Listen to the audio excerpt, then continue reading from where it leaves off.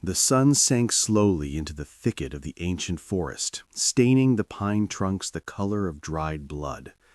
A group of friends, Mark, Elena, Max, Alex, and the young couple, Andrew and Kate, had finally reached a clearing that appeared on no official map. They laughed, traded jokes, and competed over who could pitch their tents the fastest.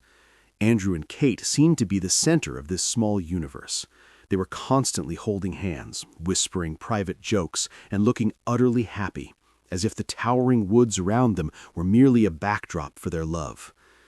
The evening began perfectly. The crackle of brushwood in the bonfire, the scent of pine needles, and muffled laughter created an illusion of total safety. But as soon as the twilight thickened into an impenetrable black, the air grew heavy, like liquid mercury. "We're running low on wood," Max noted, standing up. "Let's head a bit deeper. I saw some dry alder back there. Who's coming?" Mark, Elena, and Alex stood up as well, stretching their cramped legs. "You two stay here and keep the spark alive," Alex winked at Andrew. "Just don't burn the tent down in a fit of passion." The friends clicked on their flashlights and vanished behind the wall of trees. Their footsteps and voices faded strangely fast, as if the forest had instantly swallowed the sound whole. Kate wrapped her blanket tighter and scooted closer to Andrew. It became so silent that they could hear nothing but their own breathing. Then the fire began to die abruptly, though there was plenty of wood left. The flames seemed suppressed by something from above, forcing them to flicker and turn a sickly black. "Andrew, did you hear that?" Kate whispered, pointing toward their tent, which stood a few feet from the dying embers. From the side of the tent, backlit by the remaining coals, came a soft, wet sound, as if someone or something was slowly dragging a palm across the canvas from the outside. The wet, dragging sound on the canvas stopped, leaving a silence so absolute it felt like a physical weight.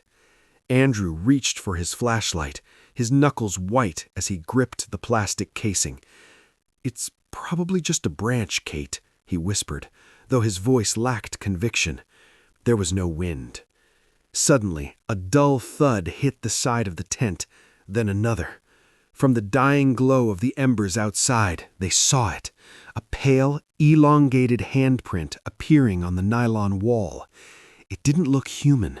The fingers were impossibly long, ending in points that didn't quite look like nails, pressing so hard against the fabric that the tent groaned.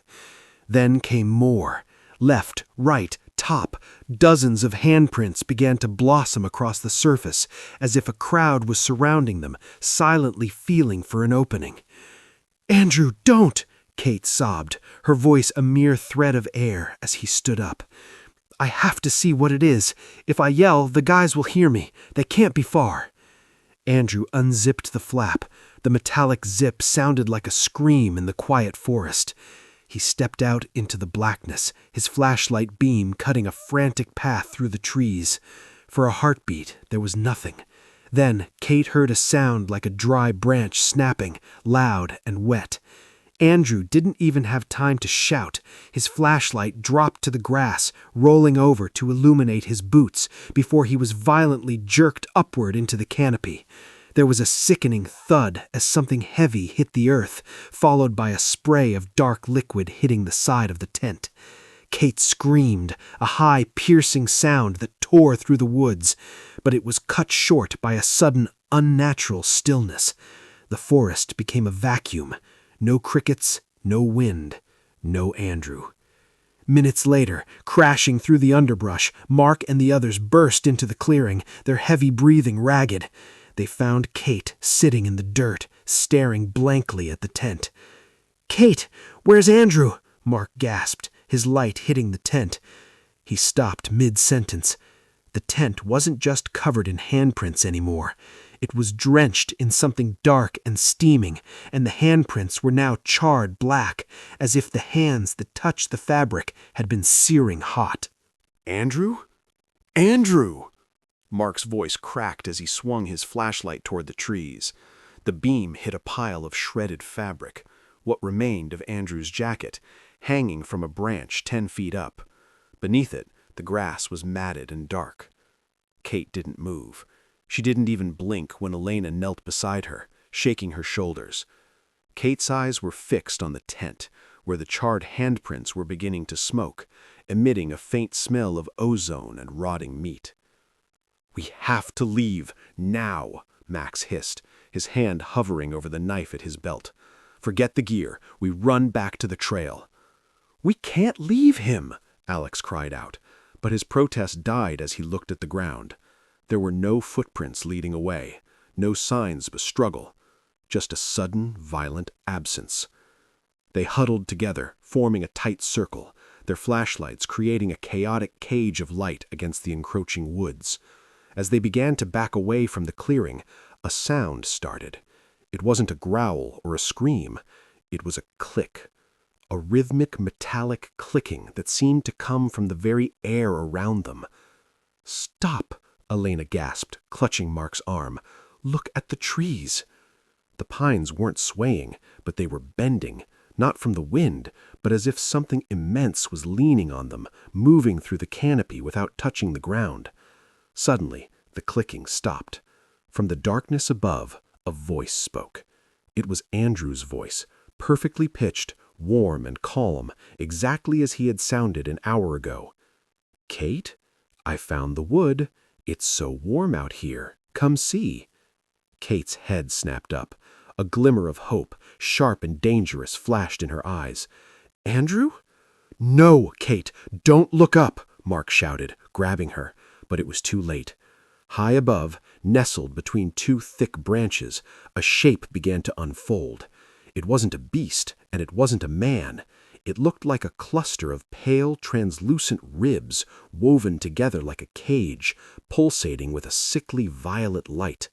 Within the cage of ribs, a dozen human-like eyes blinked in unison, and where a mouth should have been, a set of long, spindly fingers, the same ones from the tent, were rapidly clicking against each other to mimic the sound of human speech. The creature didn't jump. It simply unfolded further, its rib limbs stretching down toward them like a falling ladder. The group didn't run, they scrambled, a chaotic burst of adrenaline and terror. The ribcage creature didn't move fast, but it moved everywhere. Its spindly, translucent limbs didn't just touch the trees, they seemed to fuse with them, allowing the entity to swing through the canopy like a nightmare pendulum. "The creek!" Max yelled, his voice cracking. "Water might throw it off!" They sprinted through the dense undergrowth, branches whipping their faces. Behind them, the clicking sound grew louder, accompanied by the distorted, overlapping voices of the group. "Stop! I tripped!" it cried in Elena's voice. "Wait for me!" it barked in Mark's deep baritone.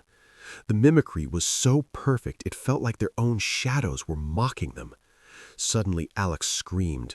He hadn't tripped. The ground itself seemed to rise. A pale, rib-like limb had burst from the soil beneath him, wrapping around his waist.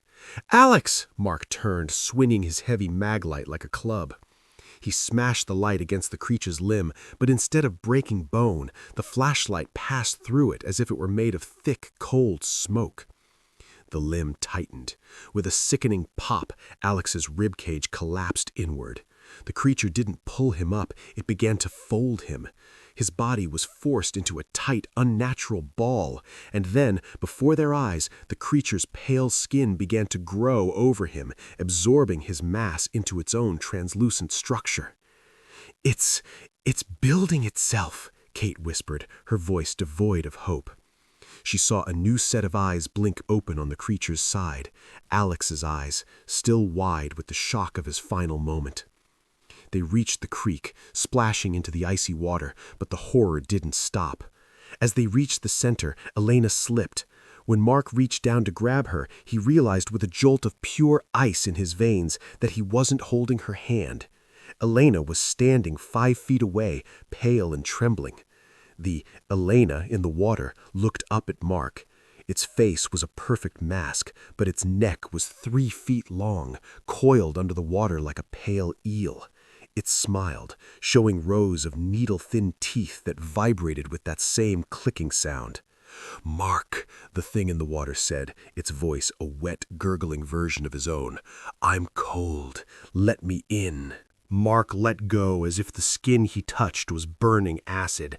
The water Elena didn't splash. It uncoiled. Its long, eel-like neck snapped back into the creature's main mass, which had now descended from the trees to hover just inches above the surface of the creek. The entity was no longer just a cage of ribs. Having absorbed Andrew and Alex, it had mutated into a towering, asymmetrical spire of bone and translucent flesh. It stood on dozens of needle-like fingers that punctured the water's surface without creating ripples. Its head was a cluster of the survivors' stolen faces, stitched together by pulsating violet veins, all of them weeping the same black fluid that had drenched the tent. "Run," Mark whispered, but his legs felt like lead. Max didn't wait. He bolted for the opposite bank, but as he leaped, the creature didn't strike him. It simply expanded. The air around Max seemed to crystallize, turning into a shimmering rib-like lattice that slammed shut like a giant rib cage. Max was suspended in midair, trapped within the creature's growing body. He didn't scream. The creature's fingers moved with surgical precision, stitching his lips shut with strands of his own hair before he could make a sound. Mark and Kate were the only ones left, backed against a massive lightning-scarred oak. The creature loomed over them, its many eyes, now including Max's, focusing on them with a terrifying ancient intelligence. "Don't be afraid," it whispered. This time it wasn't a mimicry. It was a harmony of all their voices, Andrew, Alex, and Max, speaking in a perfect, haunting unison. "We are finally together. We are finally stable." The creature's body began to split open down the middle, revealing a hollow, warm-looking interior, lined with soft, glowing moss. It looked like a sanctuary. It looked like the inside of a tent. Kate, her mind finally snapping under the weight of impossible, took a step forward. "Kate, no!" Mark grabbed her, but his hand passed right through her arm. He looked down. His own body was becoming translucent. The smoke from the tent earlier hadn't been fire. It had been an infection. They weren't being hunted. They were being digested by the forest's immune system. The creature was merely the vessel collecting the pieces. Kate walked into the creature's open chest, her form dissolving into light. The creature then turned its many-eyed gaze toward Mark. It reached out a single, impossibly long finger and touched his forehead. The last thing Mark felt wasn't pain. It was the smell of pine needles and the sound of a crackling fire. He saw the tent. He saw Andrew and Kate laughing. When the sun rose the next morning, the clearing was empty. There were no tents, no campfire, and no footprints. Just a single massive tree in the center of the grove that hadn't been there the day before. A tree with bark that looked like woven bone and leaves that shimmered with a faint, wet violet light. And if you stood very still and pressed your ear to the trunk, you could hear 5 different voices whispering beneath the wood, waiting for the next group of friends to find the clearing that wasn't on any map.